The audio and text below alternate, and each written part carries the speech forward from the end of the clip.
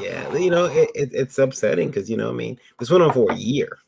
Mm. That Lola Stalker. It wasn't, it wasn't something that just happened like last week or something. Yeah, he wasn't letting this shit go. That's creepy. Yeah.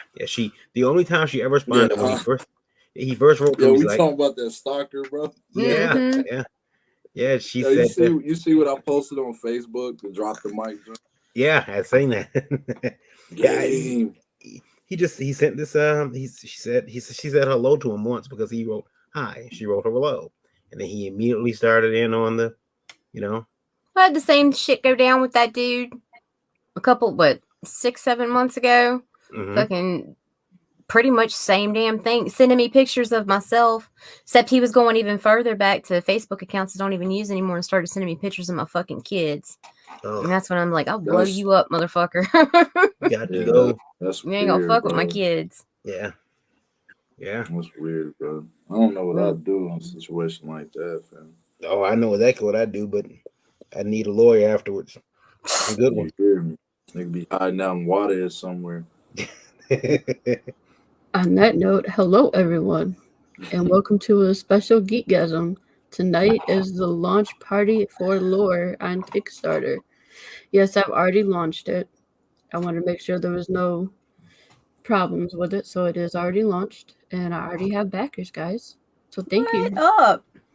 Which That's is 100. impressive because I'm like, who? She asked, was it you? I'm like, no, I'm not backing that book. I assume I'll get a copy for free. So I'm gonna hit the intro, then we'll do introductions, and then we'll bring up the campaign. Sweet. Yeah.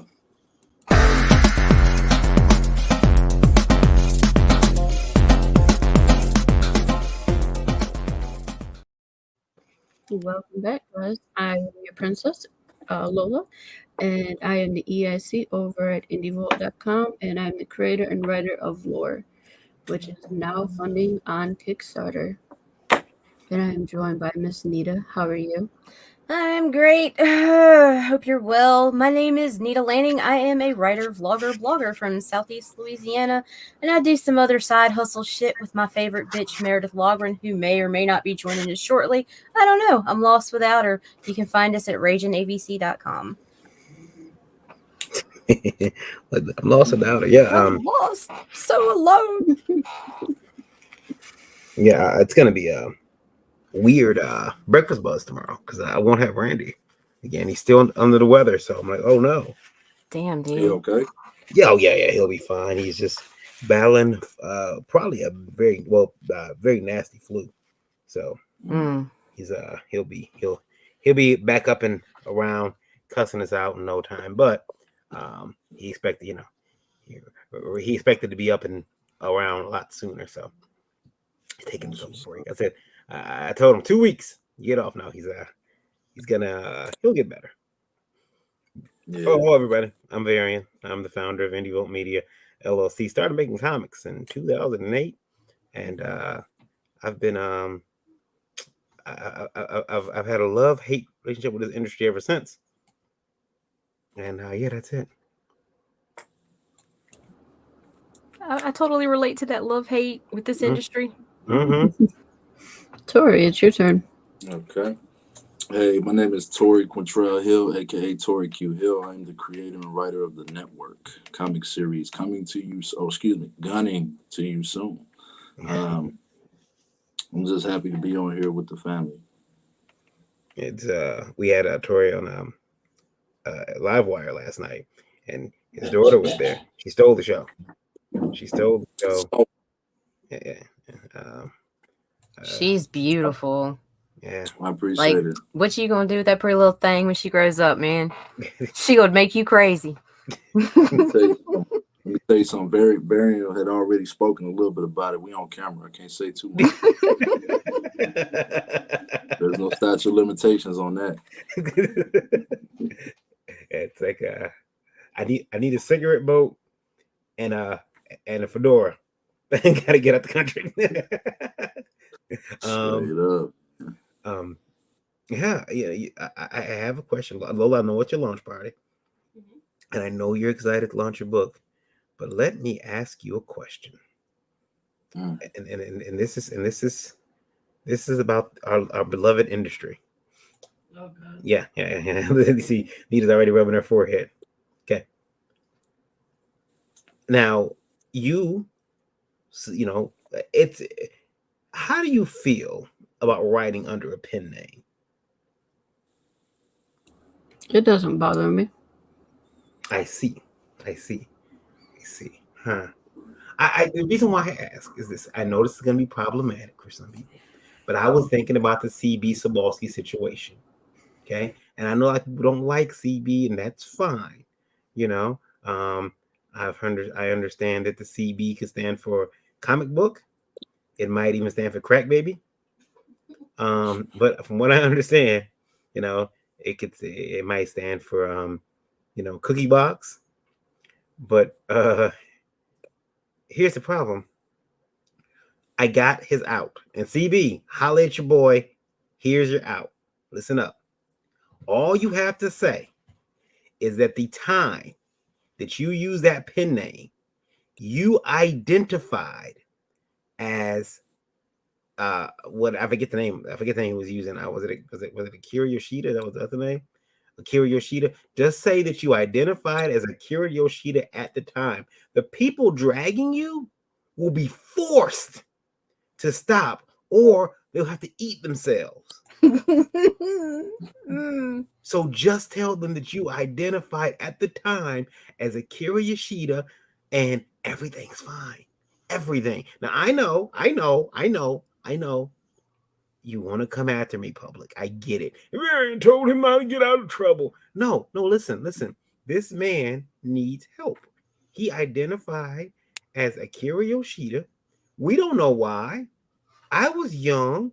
I was a weeb once. Okay? I wanted to have a Japanese name. I want to be Ryu Satomo. But unfortunately, I couldn't go by that. I mean, we all made our online monikers, So why couldn't I be, So that's all he did, And how dare you people? How dare you pick on this man for being? Look at him. Look, have you seen CB Sawolski? I want to show a picture of CB. Do it. So it. Let me show you a picture of CB Sobalski, and I want you to look. Excuse me. I'm sorry. I'm getting emotional. I want you to look in the face of this man. I'm putting myself on camera because I want everybody to see the emotion. And I'm going through the emotion. It's fucking real. Okay. I want you to look at this man. Okay. And I want you to look at this man. I want y'all to look at me. Okay. Because this is what y'all put in this man. Look at this. Excuse me. Give me a second. Look at him. Look at that face. That cherub-like face. That is a face of a man crying out, when, Lord? When? When are you going to let me wake up in the body of someone else? Masculine, manly. Bro, you wrong. This man hasn't done anything wrong. Leave him alone. Listen. You know how they say you want somebody ugly to cook your food? Because they do a really good job because they're not focused on going out on a date and anything. Tori knows what I'm talking about. When I want an editor of my company, I look at that man. He is not worried about getting laid. He's not worried about looking good for the ladies. And they're coming after him. And it ain't right. And that's cold. So they coming after him, huh? It's not right. He deserves better treatment than that. And CB, I'm here for you, man. That's what they're doing for you. His comic book Sobalski, that should be his name. CB stands for comic book. That's CB Sobalski, Jennifer, and he's an angel. And they coming after him, also known as Akira Yoshida. Look, and he could totally pull off a Akira Yoshida. Look at him. He looks like a young Santa Claus. Oh my God! I thought I could have a beer with him. Look at him. Look at that smile. Now, that's all I want to say. I just want to say he's innocent. And then Steven, that's the night. Steven is like, I'm not going to work for Marvel until that guy. This situation is resolved. The situation has been resolved, bro. And by the way, hey, Steven, hi, my name is Varian Grant. I seen your last movie, sir. Was it Pacific Rim 2? Steven, you talking about being resolved. I'm gonna need a follow-up, sir. I'm gonna need a Snyder cut to your movie. Fuck out of here. Anyway, it's Geekgasm, so I could be a little bit more vocal. My man, go. Yeah, I can get in trouble on Geekgasm. Ropes off, huh? Gloves off tonight. That's right. That's right. I got a whole. SDP. Lola told me I could bring my fuck you list, and I've got a couple names here I want to read off. I'm just kidding. This like who's on the list? Do it. I got one too. I got one too. Got names and numbers.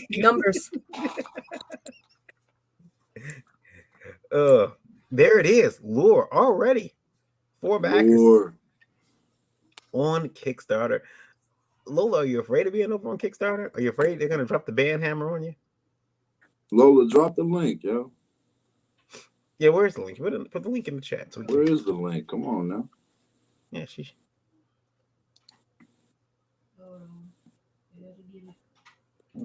well, excuse me. And then I got a question that's gonna really piss Nita off. I'm gonna play the bad guy for a second. Oh, good luck with that. Who's the other handsome man in the panel? Sarah says that's Tori. He's the creator of Network, which he says gunning soon. Gunning soon. Really cool pages for that book. We'll take a look at that too. But I've got a question that's gonna piss Nita off. She's gonna turn red.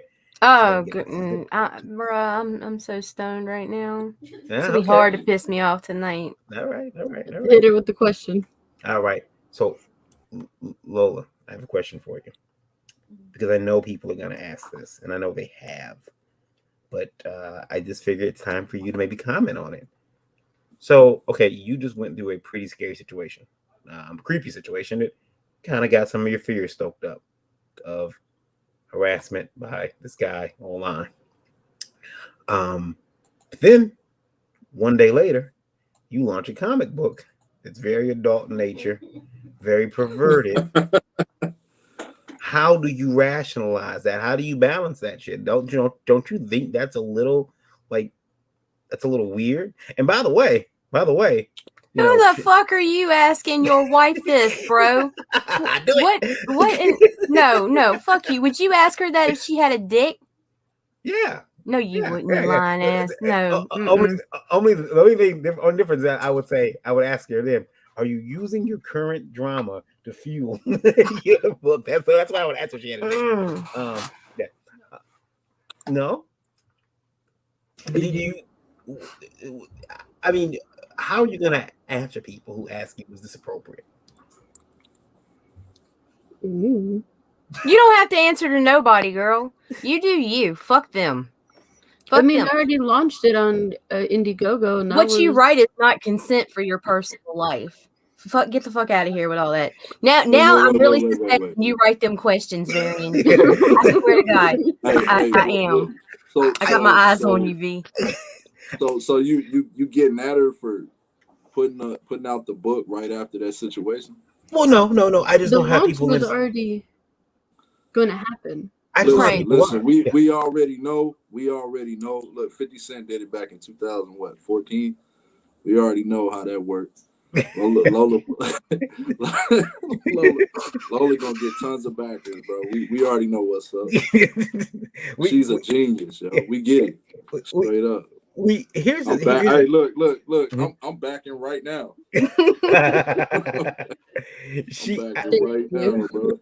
I just want to know, because I know people out there. There's a certain group of people, we know them, the usual suspects who are going to ask that. Well, for sure. She said that she got this and this happened, and then she launches a book with, tits and ass. Yeah, but but to those people, I mean, it really comes down to this. It's like, look, just because, and I got to keep it 100. Like I kind of was like that years ago, but my wife explained to me, because like my thing was I got a daughter. You know what I'm saying? And my thing was, you know, like you shouldn't dress like that if you don't. But my wife had to explain to me, because I grew up around all dudes. So my wife had to explain to me, like, I should be able to dress how I want to dress without some creep making me feel uncomfortable. You know what I mean? Like, but I also explained to her, like, you got to take what come with it. You know, you make a decision to do something, you got to take what come with it as well. But as long as both parties take responsibility, it is what it is. You know what I mean? It ain't none of their business. It ain't dude ain't got no right. Like he ain't got no right, bro. I'll tell you what. Is he in Michigan? No.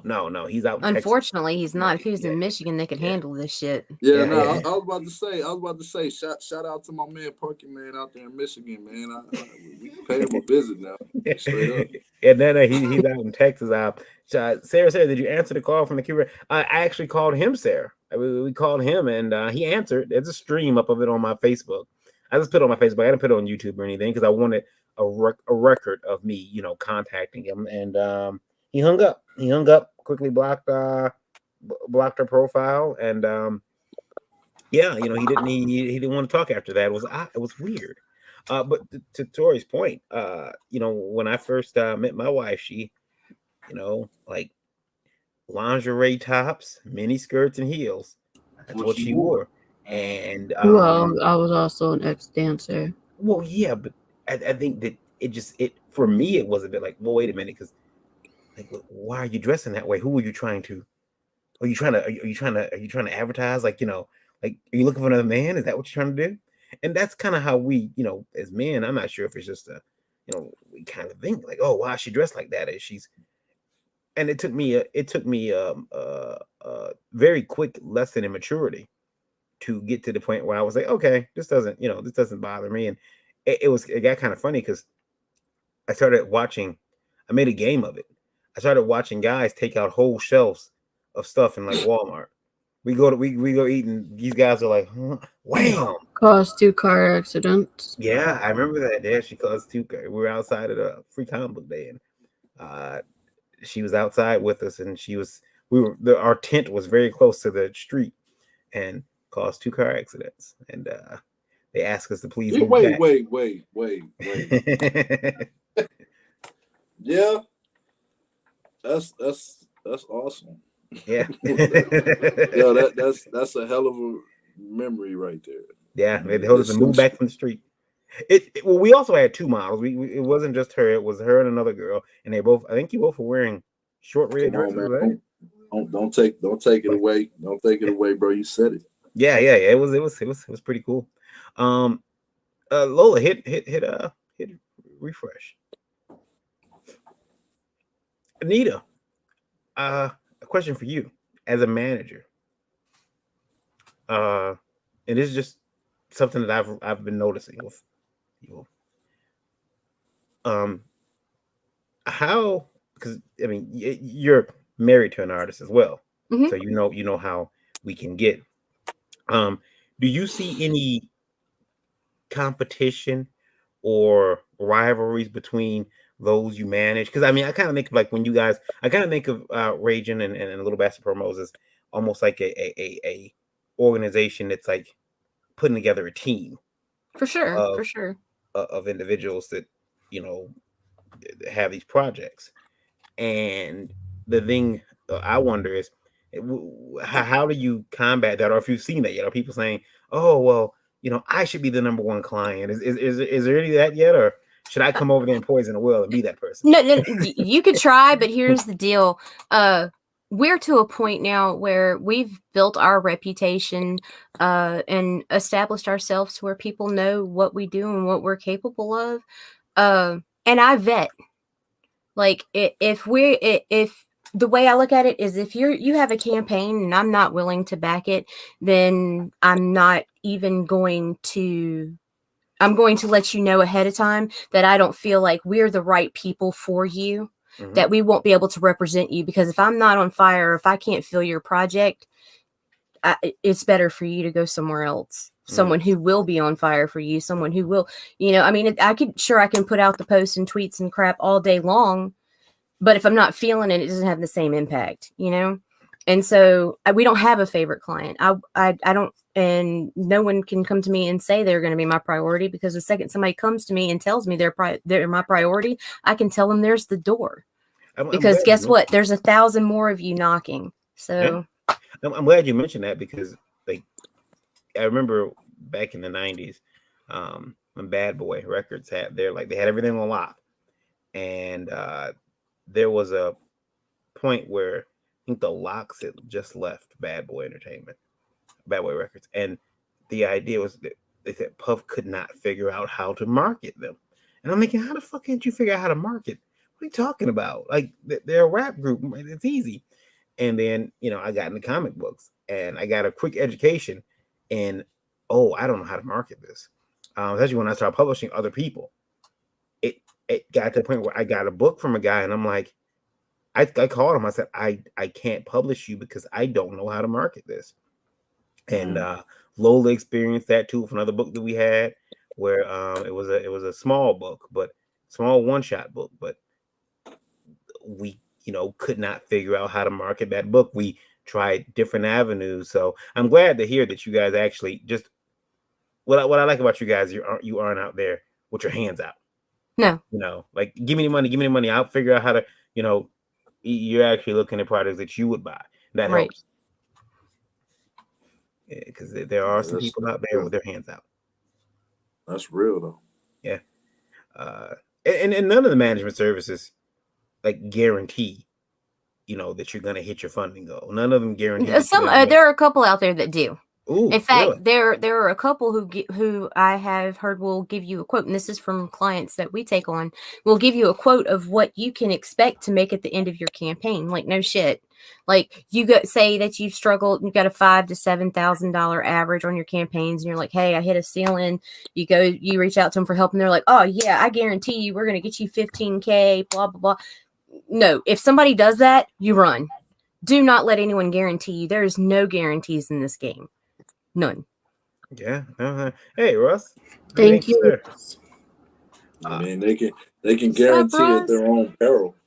Absolutely. Yeah. Absolutely. And guaranteeing you a dollar amount, that's dangerous. I mean, for sure. Oh no. I hear you. I'm just personally I'm gonna be expecting that. I'm gonna be like, bye, Shyster. Nope. Just like anything else, you guaranteed this, bro. You didn't deliver. Like, who raised you? Somebody throwing numbers at you, it's time to walk. Yeah. Well, I guess I would wonder what platform they do that on. Like, my friend used an ad company that asked him for $20K, and his campaign would fund tremendously. Well, yeah, because I guess for $20K they're gonna, his campaign did $1 million. So did he pay the $20K, Tyler? Jeez. Did he pay the $20K? Because I mean, if he paid the $20K, then hell yeah, I mean that was worth it in the long run. Right, and those are big dogs. That's running. Yeah, he paid the $20K. Hey, I would wonder though if that's tied into But see, even they didn't tell him a dollar amount. Like, these people will legit be like, oh, well, you're gonna earn 10,000 more this campaign with us. And in both instances recently where we've had someone come to us, they fell way short. Short. So, because if someone says to you, hey, I got I'll offer you this on Kickstarter, they could just lie, and they could go get 3 of their buddies to go in and get you to that dollar amount, and then say, oh, well, it didn't fund, so Russ, that's $20K too rich for me. Good night, Russ. I can answer Jennifer's question right there. For your first Kickstarter, it's good to stay low end, even if you anticipate making more. Try to keep your goal between 500 and 1,000. That way, once it's met, you're boosted through Kickstarter's algorithms, and you'll be actually kicked out more, because the more money you make, the more money they get off of you. So once you're right at goal or over goal, they tend to boost you more. Yeah. Just set your goal at something. Me and my mentor was just talking about that tonight. Yeah. I think he's watching. What's up, Bob? You set that goal somewhere where you can, actually attain that. Should be easy. Don't go out here setting your goal to 50 grand. No. And then Especially on a first project, people look at that. Like as soon as you pull up somebody's campaign, you're going to go look and you're going to see, not only are you going to see how many they've backed, you're going to see how many they've done. Mm-hmm. And you go and see, this is your first? You coming at me wanting 10K? Nah, dude, I'm walking. Nita, that makes plenty of sense because this is my very, very, very first campaign. And like my bros and I were talking one day, and my bro's a successful, he owns a couple fitness gyms and he does stocks. And I remember him telling me one day, he said, man, if you bargain the universe for $1, the universe is only going to give you $1. So I was like, okay, I'm going to set my Kickstarter goal to like 20K. But if this is my first one and listening to you, like, I think I'm going to take that advice. I think that's sound advice because like you said, once you hit your goal, you said Kickstarter will boost your... Yeah, it boosts your algorithm. Once you approach goal, it starts to. So it's always best to set it very reasonable first round. Like, gotcha. I wouldn't ask more than what it's absolutely going to cost you to print and fulfill. Yeah. That's what I did. My goal for this campaign is $650. Right. Gotcha. The book's already done. It just needs to go to the printer. Gotcha. So between 5 to a K, it is, and even 15 $1,500 is reasonable, but any more than that, especially for a first time run, not only are people going to kind of give you the side eye, it's not going to help you with the numbers and the algorithm. I got you. That makes perfect sense. You want to make sure you I'm guys. Glad I came on tonight, yo. Oh yeah, no, we're always dropping the knowledge over here. This is what I do. Yeah. You just golden make sure nuggets, bro. Golden nuggets. Make sure those books are. I'm sorry, I'm out of frame, but I had to sit comfortably. I got a leg cramp and it is kicking my ass. No, you're right. Again, set those goals to somewhere attainable. Even like don't be that person that sets it to $1, because $1 will screw you up. Because people do that and they're like, yeah, I funded in 1 minute. I funded it in 4 seconds flat as soon as I launched. Yeah. Mm.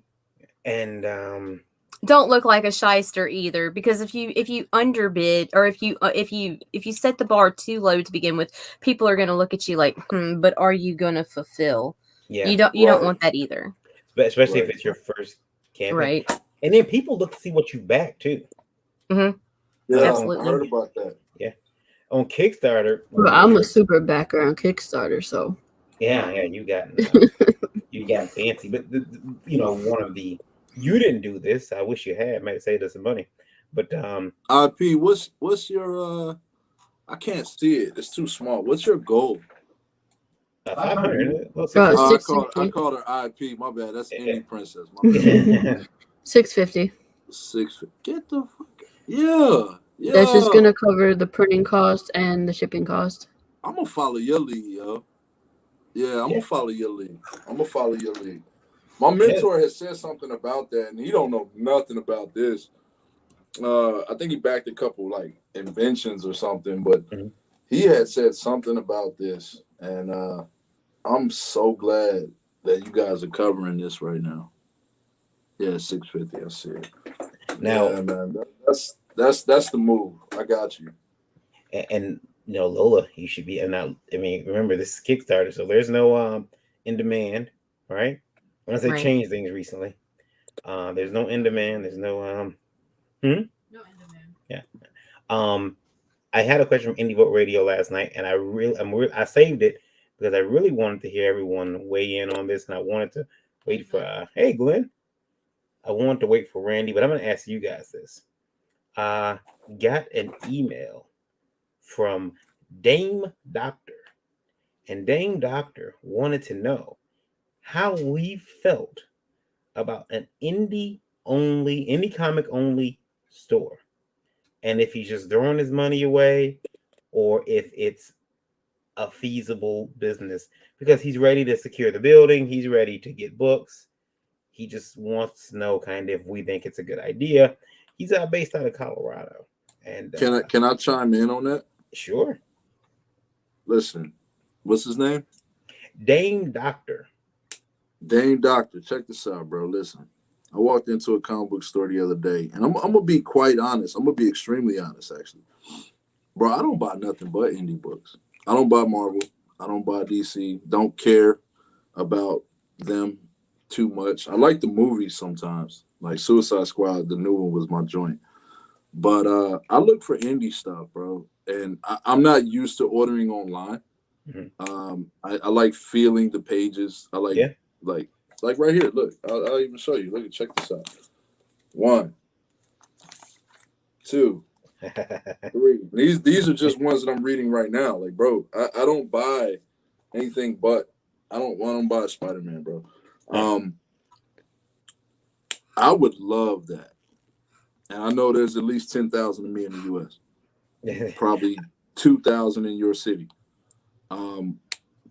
Bro, do it. I'm all for it.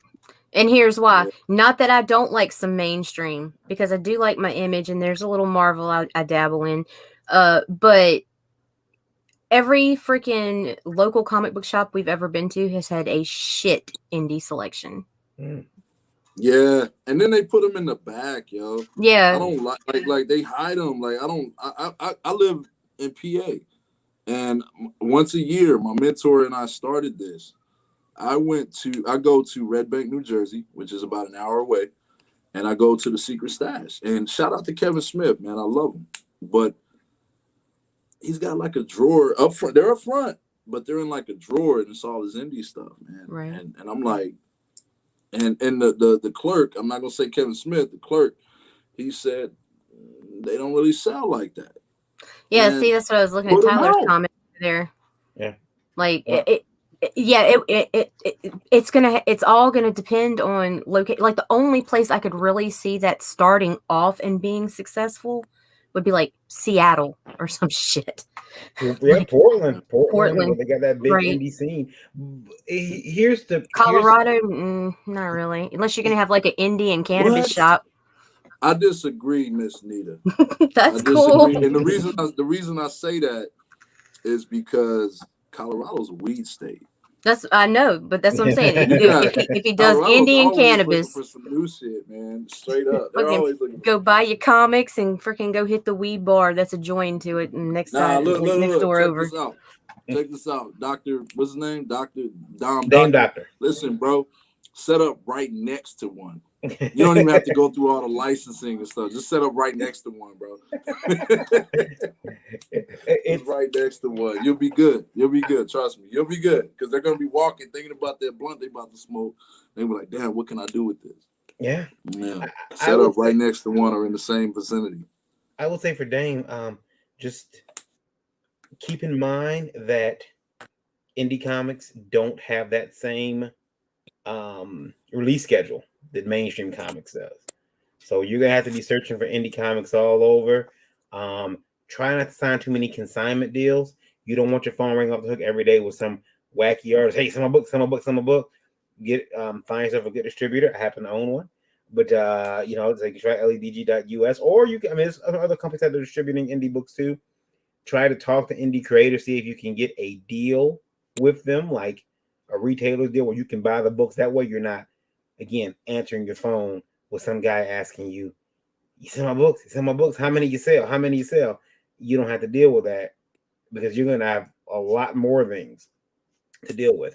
But yeah, I mean, look, indie comic, all indie comic store, why not? I mean, give it a try. It may not work out, but you know what? I think that if you're passionate enough about it, you'll figure out different ways to make it work.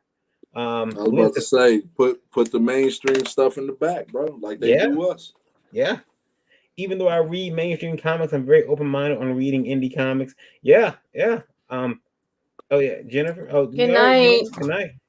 Glenn said we'll be at Motor City Comic Con this weekend. Glenn, we're not set up, but we will probably make an appearance at some point. I will let you know. I was scheduled for surgery, so I didn't book a table. And then I found out I wasn't having surgery, and by the time I found that out, it was way too late for me to go secure a table. So I was like, oh man, that sucks. Oh well. But I'll be, there's always next year. Motor City Comic Con.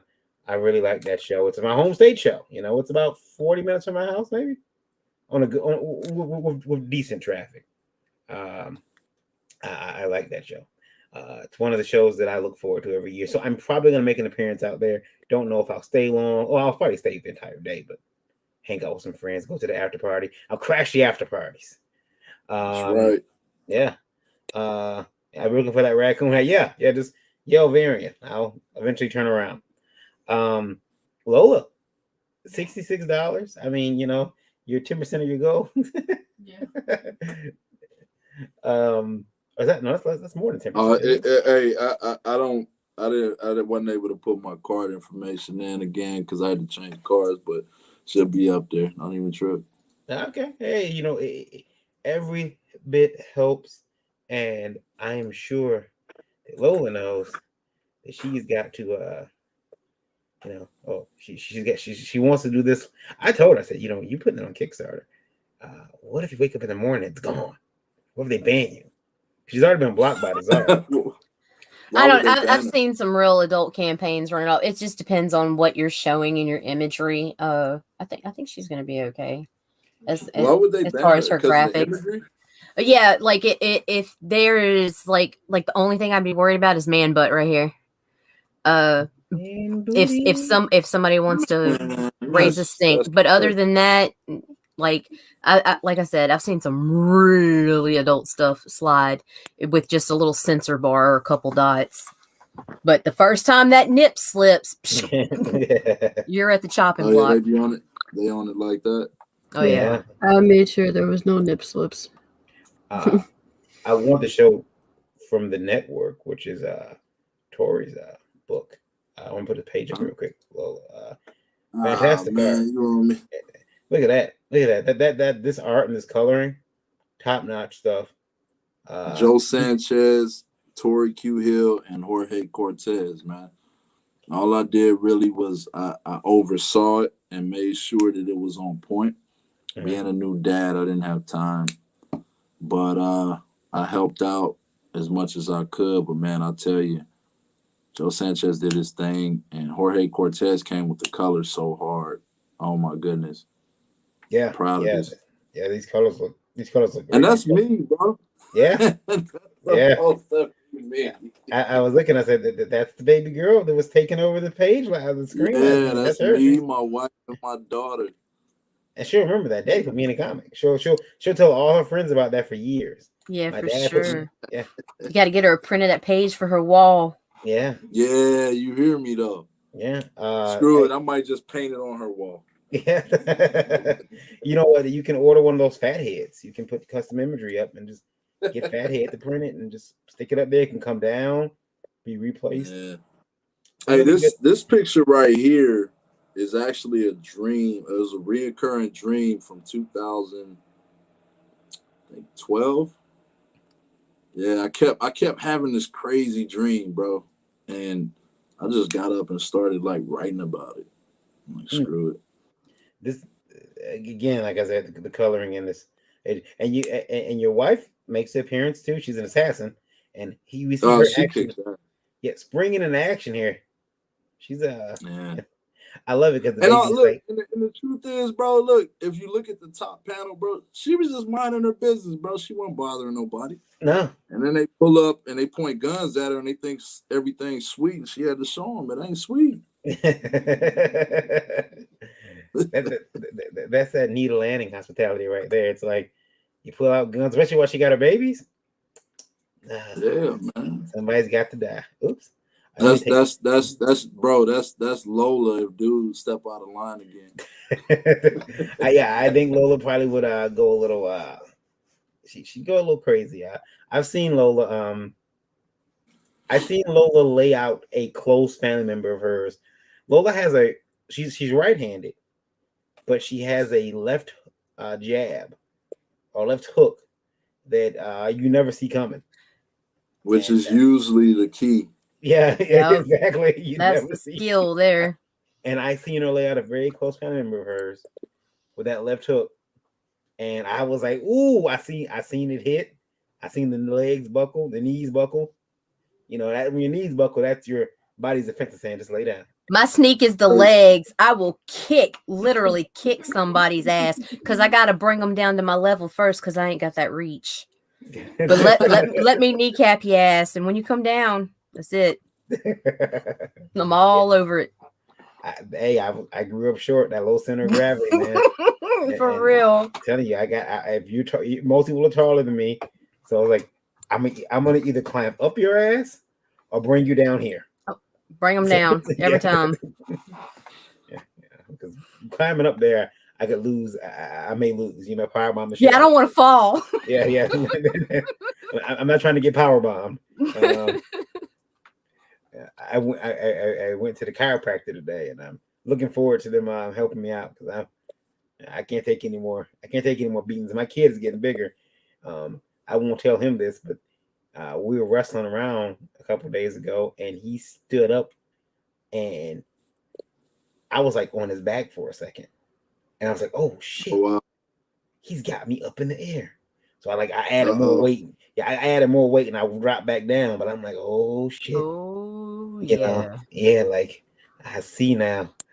I got to get me. Hey man, always remember the student does become the master at some point. Well, see, I got a sap, and I'm gonna hit him in the head with that blackjack. You know that. Oh my god!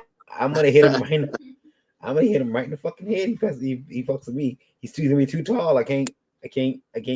I can't fight these tall dudes. I'm gonna tell him. You know, he's got that sideshow bob hair, and I hope it cushions the blow a bit. But you know what, Anita, and my uncle learned this from some guy in New Orleans, in Louisiana. He told me actually it wasn't in New Orleans. It was in Louisiana, but he told me that people from Louisiana make the best impromptu weapons, and he told me about a weapon that he learned how to make. He was a skip tracer. We can make a shank out of anything, bro. So a skip tracer is someone who they're not quite a bounty hunter, but if you skip out on the bail, they come get you. Like, yeah. And he was doing that, and he learned. I guess he and my father were doing it, but they couldn't, carry guns. So they would go to the store, the hardware store, and the bike store. The bike store, they buy a bike grip. The hardware store, they'd buy a hose, a water hose. They'd fill the water hose up with sand and cap it on the end. So, because the water hose used to have caps, and then stick that water hose in the bike grip. And that was a weapon. You hit somebody with that upside the head, apparently it hurts very bad. And he would tell me about this, and I'm like, first of all, that's devious. I thought my friend getting beat with a bag of nickels was rough, but his mama did that, beat him with a bag of nickels. I never let him lay that down. But sand in a bike hose, I know, bike grip in a hose, that shit ain't no joke. Have you seen this? Joke. I've seen it all, dude. I've seen it all. Like, oh my god, some of the freaking crazy meth lab trailer parks we grew up around. I've seen everything weaponized, man. Everything. I remember talking to I was talking to Pops, and he was telling me that they would make weapons all the time out of anything, like paper, because Pops did time in prison. And he said they would make weapons out of paper or anything they could, toothbrushes, just anything they could get sharp. Bro, I have seen a bitch that made a fucking knife out of toenail clippings, soaked in fucking water and pressed and filed and glued together. Yes, and you want to talk about fucking brutal and sharp? That's going to lead to infection if it stabs you. I guess that's the point, though. Some aggravated damage. That and all my role players will get that. You rolled 10. This motherfucker rolled 10. Fuck. I will say that I was writing a story that takes place in a prison, and I was asking around for information One of my friends, he gave me some information. He's like, okay, I can't say any more about it because I'm not supposed to, because he works in a prison. He said, I can't talk about it. But he gave me enough information to write my story. But I was amazed about the whole boots thing. And Pops had told me people walk by and they're like, hey, boot up. And that meant there was going to be a fight out in the yard. And then I seen that whole skit that guy did about saying Mexicans got on boots. Have you seen that? No. Yeah, there's a whole skit about Mexicans got on boots, and this guy said that you when he was his first day in prison, he had no idea what that meant. And when he found out, he was like, oh shit. I'll send you the link to the skit. It's a very funny skit. But I never knew about that. So now the story I'm writing, I'm like, okay, I gotta it's the same principle as a bitch taking off her earrings. As soon as she does this, oh, it's on. It's on. Like, I know you see the motion. You gonna play. All right. How long was that information you got, Vic? Which information? About the boots. Yeah. How long ago was that? Oh, well, from Pops, I asked Pops that about 4 months ago. I'm not sure when, last time he was in, but right. Yeah, but that skit, I'm not sure how old that skit might be about 4 or 5 years old. Yeah, I was about to say, man, because bro, prison time, man. Man, like 5 a.m, them doors are gonna rack. You hear me?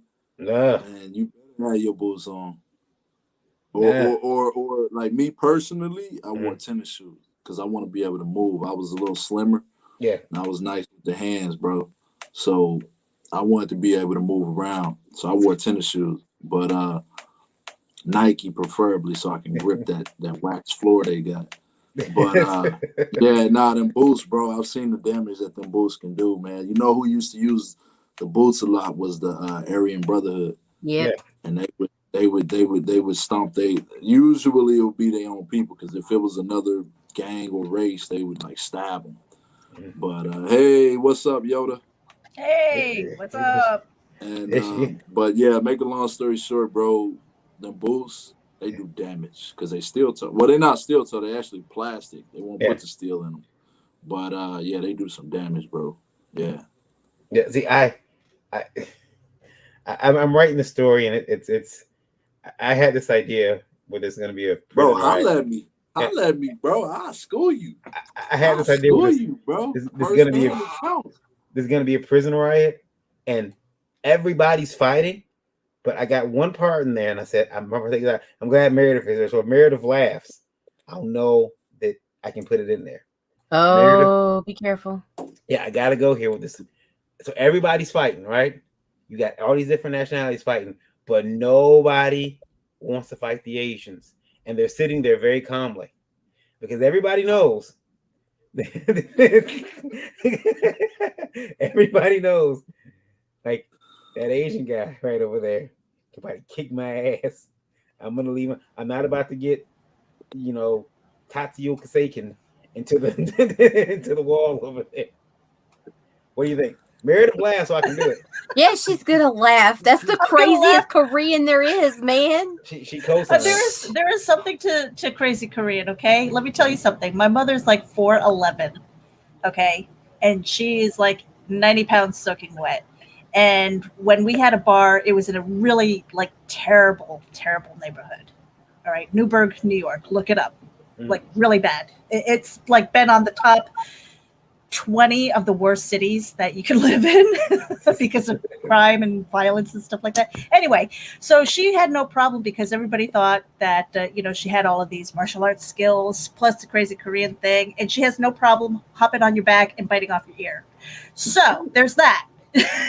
So there's like this stereotypical fear, I think, because I have to say, more than once I've said I've got the blood of Genghis Khan running through my veins. Yeah, you don't want to activate that shit, okay? I think a lot of us do. Right? Was exactly. For real, bro. He like fathered like 70% of the population or something like Genghis some Khan crazy was serious shit about that life. Yeah. So like you don't want to activate that, all right? Anthony Gonzalez Gonzalez Clark says, "I remind me of that scene from Simpsons." Yeah, they did do a scene like that. I heard about it and I looked it up afterwards. I'm like, oh, they kind of already did the joke, but it was these guys are like, we're not going in there.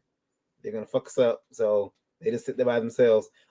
Meredith, that's a really good point though, because you look at all these Karen videos on Facebook, YouTube. They're never in the Asian establishment talking that shit. Because they know, I mean, I think, years of martial arts movies have taught me all I need to know. Like, I'm not gonna go in there and say anything. My food ain't right, but you know what? It's gonna be right today. I'm gonna take this home. We are notorious for like burying food in the backyard too. Okay, just saying, you might be food.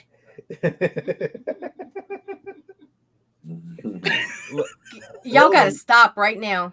Y'all gotta stop. There's lines, and I will get canceled, and we can't let that happen. Yeah, Nita's like, I want to say something, but I can't. Fuck. Yeah.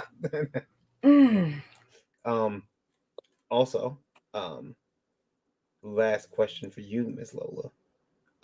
Your campaign here, it's gonna run for 30 days. Kickstarter offers no like 60 days. No, you can't stretch it out, right? So 30 and done. I could have chose to do 60, but I didn't want to. You had to choose that in the beginning. Yeah. So what's up with the 30 days though? Like that's the ideal thing you want to do is 30 days. 30's average. It kind of seemed like if you can't hit it in 30 days, like what's the point? And a lot of people are going even shorter now because, I mean, if you follow the trends, the backing, whether you run 21 days versus 30 tends to be the same. The only, as far as your funds go, the only thing that's different is the amount of the lull you have in the middle. Like you'll have that huge spike in the beginning, and then it just kind of levels off, and it's just like you're lucky to get one backer a day. And then right at the end of your campaign, when Kickstarter starts reminding people, "Hey, you got 48 hours," then it gradually it'll boost back up. So what are people doing to boost it? See, my idea was to launch and then. Okay, first of all, and then like promote, like make sure promote before you launch. Get out there at least 2 weeks ahead of time. Make sure that you've got that notify me on launch button ready to go. Get as many people lined up, ready, knowing that you're about to release as you can. Your marketing needs to start at a bare minimum 2 weeks before you start your campaign. Yeah, and just push. Get yourself on as many podcasts as you can. Get your shit seen. Get your friends, share it out. Get your family, share it out. Even before your campaign goes live. Before you even go live. Going on the podcast junket. Definitely something, because a press release is helpful. As long as you have an active link that you can direct people, they hit the notify me on launch, and they get a nice message in the inbox saying we went live. Nice. Yeah. Nice. Okay. Gotcha. Somebody did really good was what's his name? Brian Germain.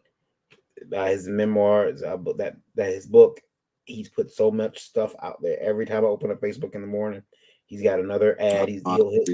Brian Rodman, Memoirs of an Angel, that one? Yeah, Brian Rodman. Yeah, every day he's got something out there. Every day, sometimes 2 or 3 times a day, I'll see he'll take a different meme, he'll get inspired, do a meme, and it's like, that's good. He's keeping that book out there. Something's, even if you don't know the book, you look at the meme, you pick up this it's like this viral it's out there, the name of it, it's in your mind, so you're gonna look. It's the same thing with Daphne Leitch. I mean, she's phenomenal with marketing. I mean, she's a go-getter every freaking day. She's up hitting it. So it's funny. I just figure I should just send some money to the Calderon Leitch house and just say, just send me the books. I'm not even backing them anymore. It makes no sense for me to, because it's like every other month I have a package comes from JD and a package comes from Daphne. They are on their A game all the time. Anthony says Nando for Seasons and Manchild went on like 15 to 20 different podcasts before the campaigns. Yeah, getting out there. talking to people, shaking hands virtually. That all helps. Lola, you doing that this time? Are you gonna hit the campaign trail? Yeah, I'm already looking for shows to go on. Good. You can come on mine. You haven't heard of my new show? What is it? Oh, let me show you. Fuck. Hold on, wait a minute. Oh god, I'm afraid. Oh my Oh god. boy. You haven't heard about my new show? My goodness. I've been working on it in private. I'm thinking about leaving Indie Vault. They're not paying me enough around here. There it is, right there. Rhymes with Comics. It's my new show. It's gonna be great.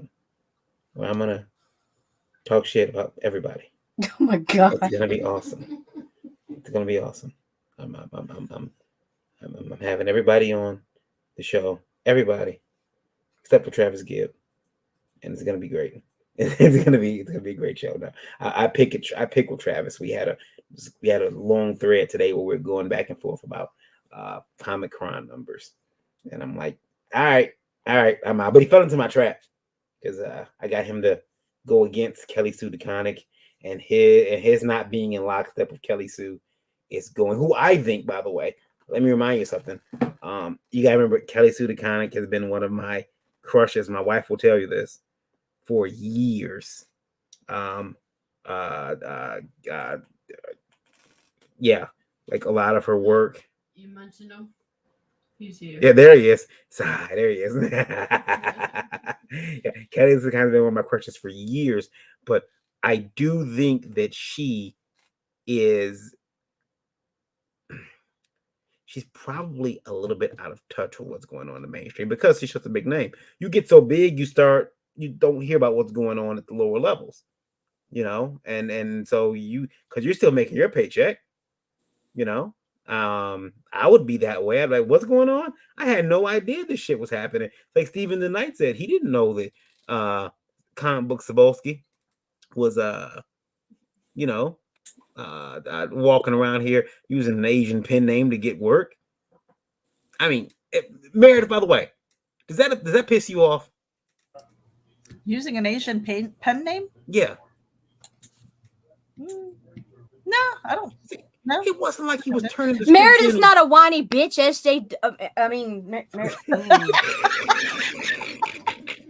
I'm pretty done. He wasn't turning you just canceled yourself. He wasn't. No, I'm not offended. I'm like, hey, to each their own. You want to call yourself Lulu too? See, he wasn't turning the pages, wasn't turning the scripts in kanji. Like, he wasn't totally appropriating everything. He wasn't like, no, I'm not gonna do it. I'm not gonna do it. Almost. Oh, you almost variant. Let's make it a freaking tic-tac-toe panel, bro. X. Oh my god, this would be just like pitches. Yeah, this is just all the way down. He wasn't doing that. He just used the name. Listen. Well, I mean, why not? Like I was saying, Lulu, Frodo, whatever the fuck you want to call yourself. There you go. There it is, Lola. This X is all the way down the line. We'll just all be canceled. Look, there is no way. He says it was for a line of comics called Tsunami, and it was a manga line. Right. So the name helped him sell. He wasn't misappropriating the culture in anything other than opinion. God dang, people make up fucking names all the damn time. Man, for the longest time, no one knew Nita Lanning. Like, I'm not going to tell you the names I had because I just want to kind of leave that shit behind. But whatever. It's weird. It's weird. They use get this. This is the thing that confuses me. So it was okay for guys to get rid of their names to hide their ancestry or to hide their race. Talking about Jacob Kurtzberg, Jack Kirby, Stanley Lieber, Stan Lee. That was okay. But when Crack Baby Cebulski did it, it was a problem. So here's the thing, like I almost called him Cookie Puss Cebulski. I don't know why I just came up with Cookie Puss. Here's the problem. Listen, okay, because I do it. I did it when I was younger. When I wanted a job, do you think I answered the phone like this? No. hello, this is Varian Grant. How can I help you? That should Oh, do a so you smile. pretended to be gay. Yes, you got to be. Ooh, Varian. I can remember we were on air, but Was that because you was either doing gay or white? that was my white voice. That was my your white. white? That was my white. He's You're very pretty white. now if listen, I'm telling you right now, if I was like, I just want to know, because I never met a white guy named Darnell. I'm pretty sure he's out there somewhere. But like, is that wrong? Like, what if a white guy writes a black comic, but you change his name to like Darnell Jenkins or Darnell Johnson? That's bad. That's even better. Wouldn't that, like, is that bad? I mean, I guess that would be. They probably come after him for that. But CB didn't. CB doesn't lose his job. On top of that, No, yeah, it's ridiculous. yeah. I mean, look, don't fire him for that. Fire him because he continues to put up. Look, Travis to the rescue. I know a white guy named Darnell. See, Darnell is different. Close enough. Yeah, Darnell, but Darnell is DARN, like my cousin. That's a black name. I don't know. I'm finding a white Darnell right now. And tell him he's the Jackie Robinson of names when you find. Because the only Darnell I know right offhand is Crabman, for my name is Earl. See, and I can't say anything about names because, my name is Meredith, okay? And there are two sounds in the Korean language that don't exist. That's the R and the TH. So I actually asked my mother when I was older, I said, what the hell did you call me if you couldn't say Meredith? Right? And she just kind of looked at me and she was like, shut up. She did not want to answer that. I was like, was I the child whose name shall not be said? I mean, seriously. And I wondered why my Korean relatives couldn't say Meredith. It was always Merida or Meridi or something. Yeah. I'm like, what the hell? What the hell were you guys thinking? Man. So yeah, I can't say anything about names. Just a quick thing. The two images on the screen are the exclusives for the Kickstarter. Absolutely. One of the best in the freaking industry. Got you all hooked up. Nice. Love me some Daphne Lage. She did amazing work. Yes, she did. It's hot. Yeah. That cover is killer. Travis said he's from New Hampshire, and he says he only had one black family in his whole high school. Yeah, I mean, yeah. Well, my quest for white Darnell did not happen, but I did find Darnell white, but he's black. we had by my high school was predominantly black, and we had a kid in our school. It was one lone white kid who had the unfortunate last name of White. Oh, jeez. So poor kid. whenever they would say his name, they'd be followed by giggles. It sure is. And, it was really rough. Well, good times. Lola, your campaign has seemingly stalled at $66. It did. What are you gonna do? And that $66 was before I even went live for Geekgasm. Which is weird. I don't As understand. soon as I launched it, 4 people backed. Now, does Lore show When you did you who launch? When did you launch? 8:30. Just to make sure there was no problems. No, tonight. Tonight? Yeah. Girl, quit tripping. Travis, oh my God. Quit tripping. You still got some time. Oh my God, what is wrong with you? Oh my God. No street cred. No, you don't get any for that. No. Yeah, you flying like you should have street. Look, Travis, I didn't have street cred either. I mean, I got more street cred than you. So I believe it. What is Lore about? Tell me about it. Like what? So Lore is a horror thriller, adults only graphic novel. Picture Saw and Eyes Wide Shut clash together. It's about a couple who go to adult parties, mainly because Chastity, one of the main characters, that's what she likes to do. So she drags her husband along and makes him go to all these parties. And her goal in life is to get noticed by a guy named Blair. Mm. So they have to go to all these parties, and they finally get noticed and get invited to lore. And then they realize that it's not what they wanted. That's not what they thought. Yeah, that's kind of Netflixy right there. She's trying to get that Netflix deal. Yeah, That's play all. that I'm video. just saying, though. Yeah. I gotta upload the other video, but I don't know how. Yeah, Here's this wait. one. Right. Can you guys hear that? It all started with an invite.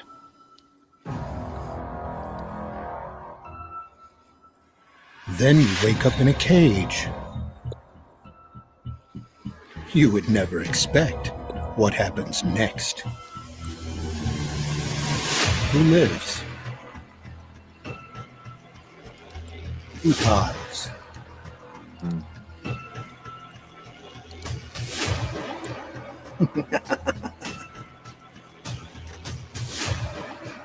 Are you ready to get lured?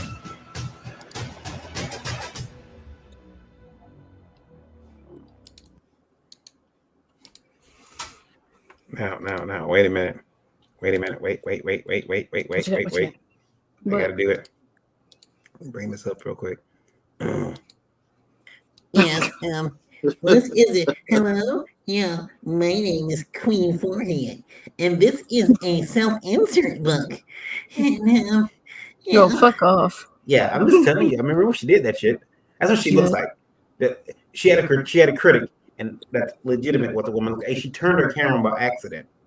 But she never had been on camera before. Oh Except- yeah, and she fucking doxed her face. I was Yep, like, doxed her "Oh, we face. see you, bitch." Yeah, so lore does have the background of lore. Okay, I was kidnapped when I was 18.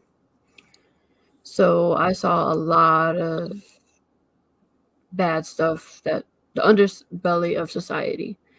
And I put some of that into my book. Damn.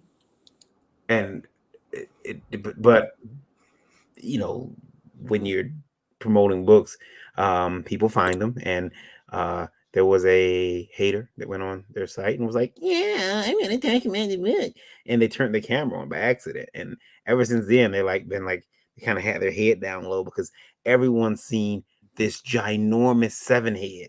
Like, it looked like it was like, I can't say it on air, but it was like, imagine. No, you didn't say 7 head. Yeah, I'm trying to. I would say it's like the leader, but imagine a Klingon just like, imagine a Klingon mama like did like lots of drugs, and he's born with like birth defects on his, and he didn't have the wrinkles, but he still had the extra forehead. That's what the woman, and she looked greasy and just wet like a fried peanut. Like a fried peanut. Yeah, you ever seen it? They look oily, and you're like, ugh. That's what her face like. She looked like Mr. Planners, like just like was a female with glasses, and like, or maybe like somebody just like put like glaze all over. Oh, That's cool. nightmare fuel. Human birth control is what she is, and yeah, that big old 7 head. Ugh. I mean, it was huge. It was. This thing was like the leader. It was like she did. It was all forehead. Like the missing link. She might have been the Soviet or whatever. What is it? Because like she's just like, there's no excuse for that. And what did she do? She said that Lola's book was a self-insert, and the character looks just like her. And I'm like, which character looks like Lola? Because yeah. Like no. Oh, she was being insulting. Yeah, yeah, she was being a cunt. Like straight up. Yo, Lola. So what? Okay, so where you going with this? Because I'm seeing Netflix, yo. Like, what's up? Are you headed in that direction or what? No, my book is just therapeutic to me. Nice. That's why you're gonna make it.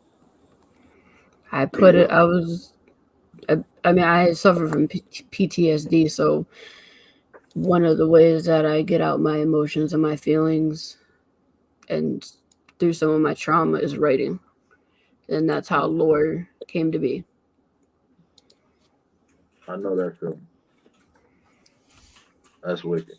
Yeah, nah, it looked dope. Like, especially when you said a mix between Saw, like that's dangerously crazy right there. Like that's something I'm definitely backing. Like, that's something. I got crazy thoughts in my head. We all got two wolves in us. Just one of you feeding. I did tell Travis, to be fair, Naughty but Nature is awesome. I mean, they had several good songs. Lola, it's time for you to wrap up. It is. Yeah. Well, I know Nita's got to probably run first. Why don't you let her tell everyone she can be found, stalked online, but don't really stalk her because apparently people take that shit seriously. Oh no, come at me, bro. I'm all for it now. Come at me, bro. All right. My name is Nita Lanning. I can be found hanging off Meredith's ass pretty much everywhere. Hit us up, rageandabc.com. We're here for all your comics needs and services. Good night, folks. Meredith, you're next. Yes, one of the co-founders of Rage and ABC with my now absent partner in crime. All kinds of services. Also a writer, also a podcaster, and we have an interview show as well, usually on Thursdays and Fridays. I am also an author, you guys. I just wanted to push my book. I know I'm running a little bit late. The Compendium of Dread is an anthology of dark fiction, and I need to sell these books. You know why? Because the sale of these books are going to pay for more art. And in this edition, you get a preview of the roughs. Art by Antonio Brandão from Portugal. He does stunning work. Really excited about this. But the more I sell of these, the more art pages I can buy to make my comic dreams come true. Tori. My name is Tori Q Hill. I am the creator and author of the network. Most of the next upcoming stuff that you're gonna see from me is gonna be pertaining to the network. You can find me on Instagram at Tori Q Hill.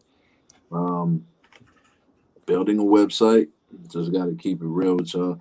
One thing about me is I'm definitely just a real dude. I come from a certain background, so I decided to write about it and add a little extras to it. Imagine the Matrix mixed with Game of Thrones, and that's what you're gonna get from me. So be looking for it. The network is coming very soon, and I will be doing my promotion on Indie Vote for sure. Cool. My other half. Oh yeah, it's me. KYD_V on Twitter. Please check out ledg.us, helping getting indie books in the stores. Really excited. Got some big things coming. Also, Indie Vault's got some new things we're going to be doing. Check us out Tuesday. We're still revamping the show. We're doing different things. We're going to be offering one-time use coupon drops. So basically we'll put a code out there and you got to be the first to use it. So hey, $50 off, $50 worth of free comic supplies to use this code. Go over to this, and people are going to be racing their ass off trying to do it. So we're going to be dropping that type of stuff. It's going to be real fun. Indie Vote Live Wire is going to be. Yeah, just in time for Christmas. Oh, yeah. Christmas shopping. Yeah. And also, Last Call Comics, the publishing company. Check it out at lastcallcomics.com. And that's it. Find me online, arguing with people about this beloved industry. Arguing respectfully. I like to give people hell. Sometimes I just razz people just to get them. Ask Travis, he'll tell you. I was just razzing him today just to see if I can get a rise out of him. I was like, yeah, I'm gonna fuck with Travis. I wake up in the morning some days like this. Who is gonna get fucked with today? I've done it to Meredith. Wake up in the morning, crack my knuckles. Yeah, she responds to that shit. Tomorrow. We got to kick it at some point, man. I'm coming where you at. Yeah. All right, folks. Have a good night. Lola, take us out of here, man. Yeah, you guys can find me. Go to Linktree indie_princess, and all my links are there. And don't forget about Lore. It is funding on Kickstarter now, so go check it out. And I will see you guys next time.